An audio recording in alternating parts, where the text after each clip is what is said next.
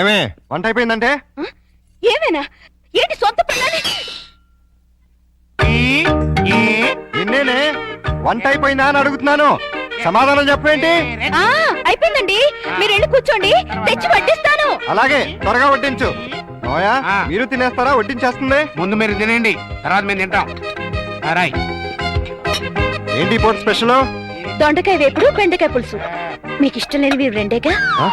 అవునవును, ఈ రెండు అంటే నాకు చాలా ఇష్టం. అందుకే వండాను, బాగా తినండి.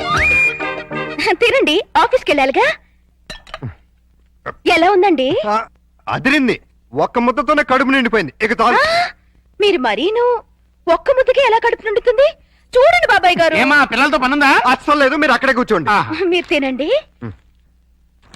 ఏమండి, బయలుదేరుతున్నారా? అవును. ఏ షూస్ ఏమైనా తొడమంటారేమోనని. అక్కర్లేదులే.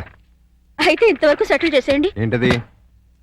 ప్యాంటుకి 150, షర్టుకి 120, లుంగికి 90, టవల్కి 50, కర్చీఫ్కి 25, అన్నం వండినందుకు 100, బెండకాయ పులుసుకి 50, దొండకాయ వేపుడికి 75, వడ్డించినందుకు 100, కంచం కడిగినందుకు 150.